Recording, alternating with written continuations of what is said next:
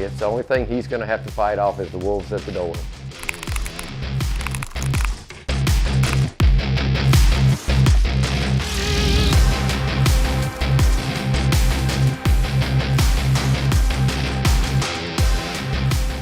Yeah, I come from the music business, and there are some fantastic guitar players, like world-renowned guitar players. But then there's always like that 5 or 6 that are just leaps and bounds above the greatest guitar players. You know, like a Jimi Hendrix, who just does things that some of the best guitar players in the world can't figure out how in the world he's doing that.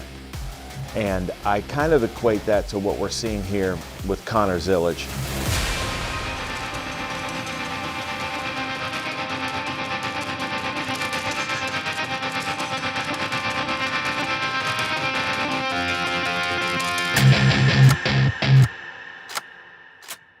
The driver talent that Connor has is leaps and bounds somehow above some of the greatest drivers that we've seen in the series. Every once in a while, I feel like, and we've seen this in racing for the last probably 60, 70 years, there's just that 1 or 2 drivers that really stand out above the other best drivers in the series. You could just tell that he was really hungry, and after he got his first win, look out, you know, and I've seen that in the past with other drivers. You know, the guys that have it, once they know they can win, they'll go on a tear and rip off a whole bunch. And you know what? That's what Connor Zilisch has done this year. I don't know, these young kids are just cut from a different cloth nowadays. I think they take it seriously, they do their homework, they watch tapes, and they just, like, Connor has a natural talent and you can't stop him. You know, as a driver, I hate losing more than I love winning. You know, winning just makes up for everything. Keep an eye on this kid, because he has got what it takes. He is the total package. And anybody that thinks he's not hadn't been around him, and it doesn't take long to be around him, and you'll know that.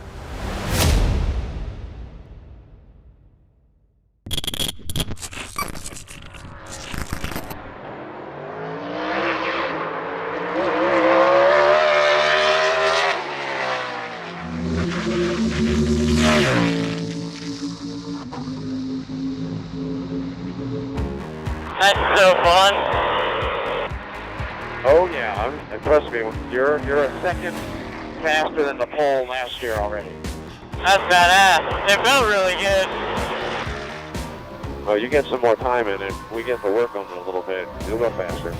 Knowing him and his driving style and how confident he is, for me personally, it wasn't as surprising to see him get in there and kind of just kill it instantly. 42.9 in the car. The pole was a 44.0 something.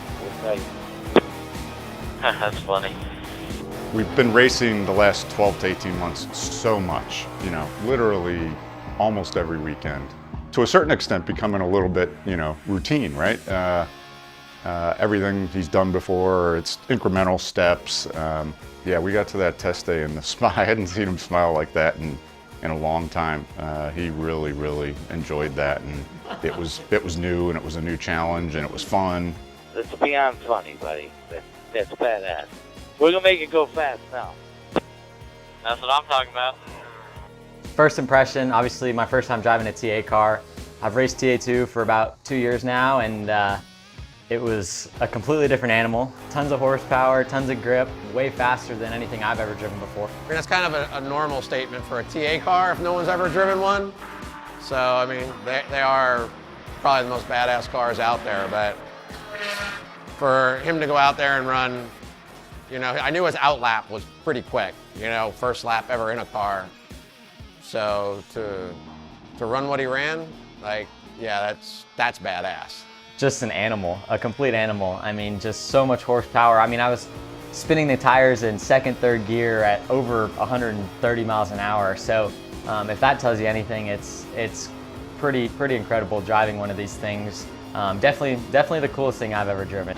Yeah, like the first lap, I could tell it took time to get heat in it. But yeah. Once it got half a lap, it was good. Yeah, it just takes a little bit, Yeah, just more than that. Yeah. because the tires, like if you go out and try to bust a lap on cold tires, like it's sketchy. So what are you thinking? I think the balance was better. The track just slowed down a bunch from the heat, but I thought that was good. So on the stopwatch, you went 0.2 quicker. You did a 42.7. So based on what the data told us earlier. Yeah, that I had like an 84 or something, and that last lap I think I would have gone better. I had to lift down there. Did you lose overall grip the more you ran, or just initially just because it was hotter? No, it wasn't like linear. It was pretty it was pretty steady all throughout the session. Just the heat made it a little bit worse, but balance still feels good. Now we just work on it to make it faster. Because there's more downforce in it, I can put more control in the front shock, which is what we've had to do on like Justin's car. Road to Glory is brought to you by Franklin Road Apparel.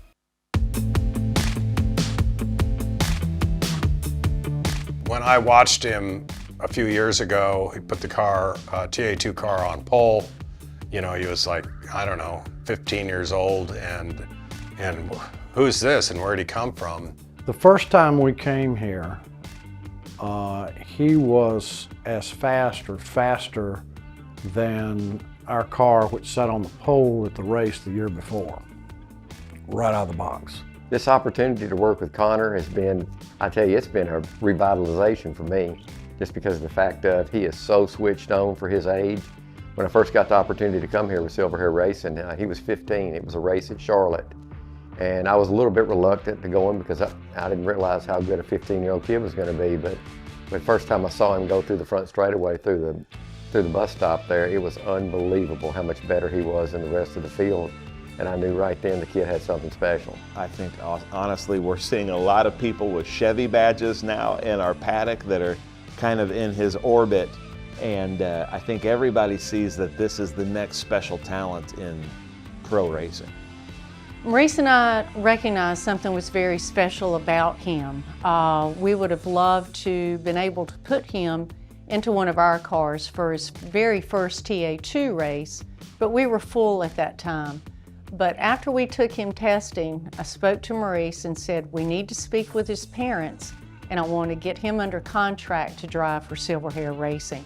Said he's got everything that it takes, and I want to be a part of that and help him get that leg up to the next step. We've had talks with Chevrolet, and you know, Connor Zilisch was in that conversation, and we talked about possibly getting him in the car sometime this year. And we thank them very much for everything they do for us. And between Ken having the TA car, the opening for Connor to step into, again, something a little different to get more experience, it was a great collaboration. You know, I spoke with him when they got here, him and his dad, and mainly Connor, and just said, hey, look, we want to win the race. And in order to win the race, we've got to finish the race. He's youthful, but he has, you know, he's an old soul. I think that combination is what's so unique and makes him so powerful.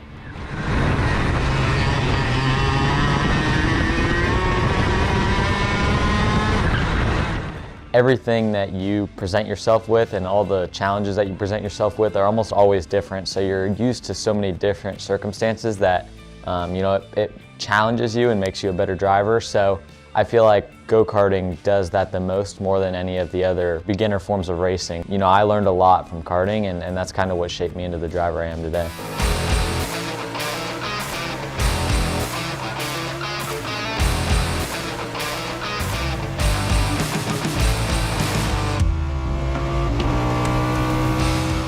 Finding the limit of what I can do and staying under that limit is the biggest thing for me now, and I feel like I've done a pretty good job at that this year. Gary will bring you in just so we can check the splitter. Yeah. When he's in the car, he's so calm and cool, and nothing's fazing him. And he's still, you know, you gotta understand, he's got 15, 20 laps in this big car, so he's still learning it. We had our first official testing session. It's just a practice session is what it is. And Connor's first official time in the car. Purposely, I sent him out with a full tank of fuel used tires. I wanted him to drive the car the worst handling it would possibly handle all weekend. How's the car feel? John? Feels heavy, but just not a lot of overall grip, the tires and the fuel. But balance-wise, it feels okay. Yeah, these tires are shot, and we wanted to get you a feel of what it's going to be like full of fuel to start. It'll be like worst case scenario. Here's how the car is going to be at the beginning. When it's full of fuel, it ain't going to want to turn as well, and you're on old tires. The balance all still feels good. I just need tires, really. Yeah, we just wanted to get a feel of it full of fuel, and as sketchy as it will be full of fuel. So when you go green, you're not surprised. That's what it feels like, basically. But it feels fun, balance-wise. His ability to be so comfortable, no matter what kind of car he's in. Everything he jumps in, he goes fast. Track's clear at the moment behind you. It's a very, very unique racetrack. It's a very physical track, and it's very demanding on the equipment too, because it's fast, it's bumpy, the curbs are big. You have to take a little bit of risk to go fast, which is something that I enjoy. But I mean, I've been coming here for 20 years, and it's really, truly one of the great racetracks in America. It's got a ton of character.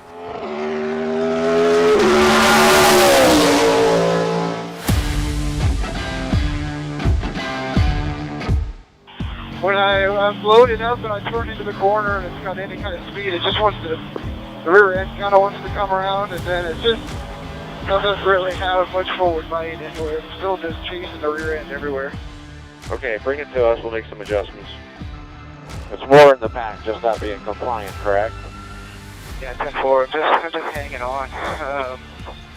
Any kind of lateral load across the rear, and it breaks the tires loose. And anytime I touch a curb on exit, it really upsets the car, and I just start tank slapping and all that stuff. Like, it won't absorb any of the bumps. It won't absorb the load.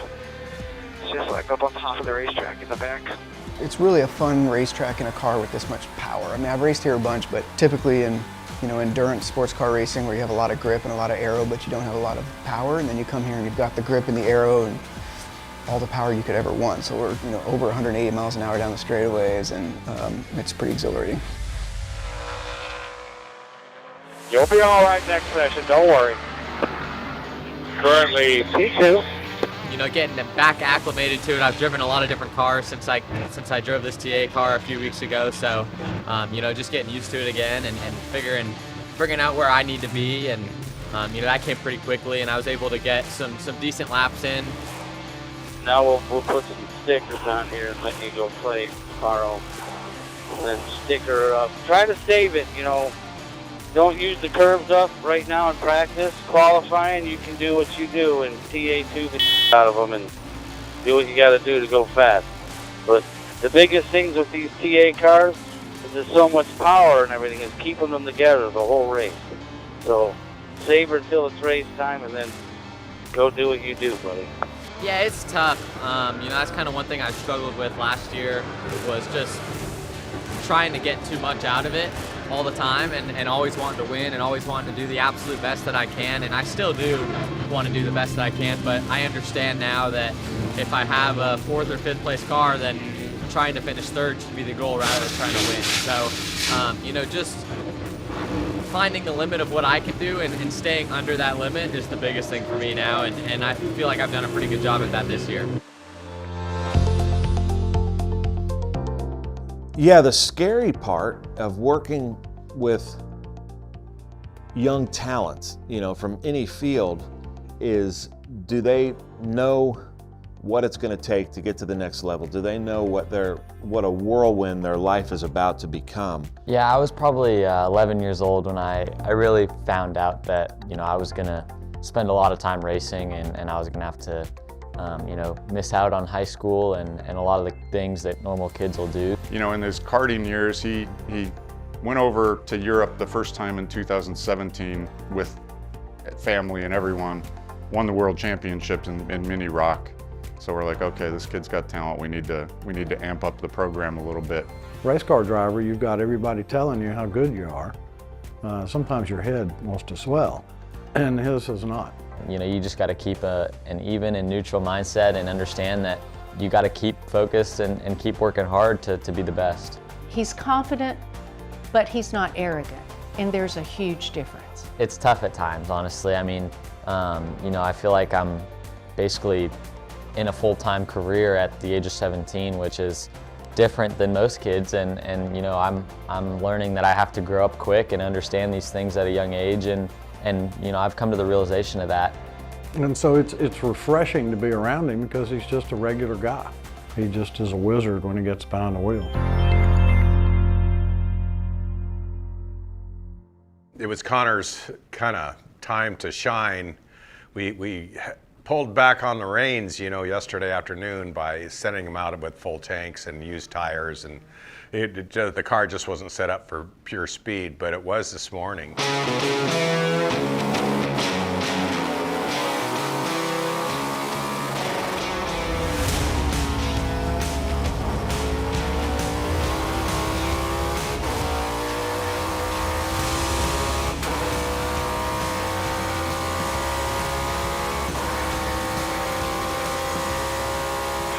You just did a 41.4, buddy. Unbelievable. Bring her in here. Good job. I'm gonna see. I gotta fix my belt. Oh my gosh, it hurts. I had some back pain in the first session, so I put more back padding underneath my lower back, and then my substrap belt was getting like really caught up. My left was like in my stomach. Pain. That was pretty impressive there, buddy. That 41.4. That's huge. I think I need to tighten my belt on that one. I really had to do a double take. Like, is this for real? Road to Glory is brought to you by Franklin Road Apparel. Not everyone has the opportunity to do this. And I think that it's important to give back to others and be supportive where you can.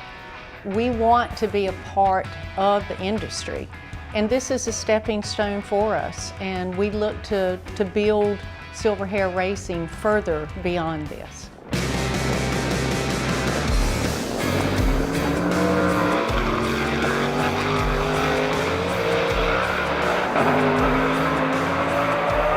His driving ability is just unbelievable, honestly. I've never seen anything like it, especially at someone his age.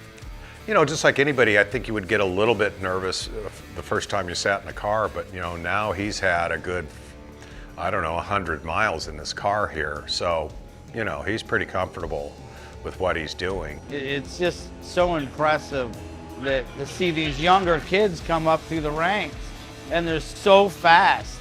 As a car builder, team owner, mechanic, whatever you are in this whole mix over here, it just pumps you up and it makes it all worth it. Right, give me 3 good ones. Here we go.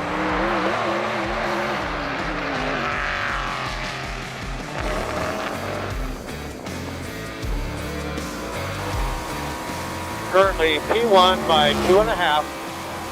It ain't gonna go any faster. I'm gonna come in this time. Copy that. You got the field covered. P1. You got everyone covered by 2 seconds. Yeah, nobody's going to catch you. You're good. A good place to start the race, obviously. Showtime Motorsports, Ken Thwaites, and you know, my Silver Hair Racing team have given me this opportunity to come out here and just have fun, really, is the biggest thing, and just enjoy the weekend and let the results come with that. Last 6 to 9 months, he has just elevated his game and has been driving really, really well. I don't know what happened, but it almost seems like a little bit of a switch went off in his brain where he's just consistent, he's smart. Yeah, this kid's gonna be something when he grows up, so just to know that you gave him an opportunity to prove himself in something is cool to know. Yeah, I think some of the speeds in the TA car, because I'd never seen one or watched one that closely, that surprised me, but you know, the fact that he was able to get in there and drive the car like he did, I knew he would do well. You're always a little bit nervous, but it wasn't too much of a surprise.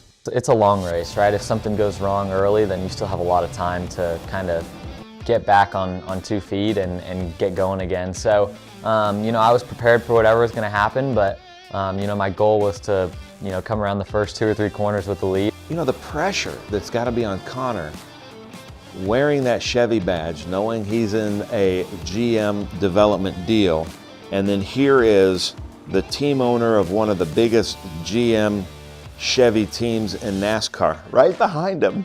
The young 17-year-old from just down the road, and he accelerates away from his teammate Justin Marks on the 99. Good start from Zilisch.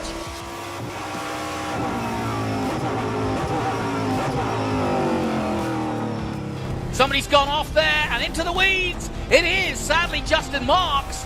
Yeah, I mean, it's tough calling the green for Connor, taking the green, watching them go into 1, and seeing, you know, somebody lock up the brakes and then see that American flag in the grass. Nothing I saw from Connor Zilisch surprised me, but it did. Like, to be honest, I didn't think he would win the race. I thought he'd put down the fastest lap, but to be able to hold it together for 100 miles in a car that you have less than 100 miles of experience in before the race starts. But Connor, you know, put on a clinic, just took off and left. After I saw that he had everything covered, you know, I said, hey man, just give me 44s, just do what you're doing. And that's what he did. And we just started clicking them off and won by a mile. To jump in a car with 850 horsepower or so and just go out there and get it done, I'm sure it was eye-opening for a lot of people, and I'm sure a lot of kids his age, like Brent. He literally has blown the doors off his own car and the rest of the field to take victory here at VIR. Connor Zilisch takes victory in an absolutely immaculate performance in his first ever run in TA. He was the youngest by, I think, 2 years to ever win a TA race, which is super impressive. So, yeah, he surprised me because to win your first TA race, it's just kind of unheard of. You know, you got to keep working hard, and you can never stop working hard. And you know, I've kind of understood that at a young age, and realized that to make it in this sport, there's still a long way to go. So, you know, until you get to the top and you're successful at the top, you have to, you know, focus and keep focused, and you know, never really let up.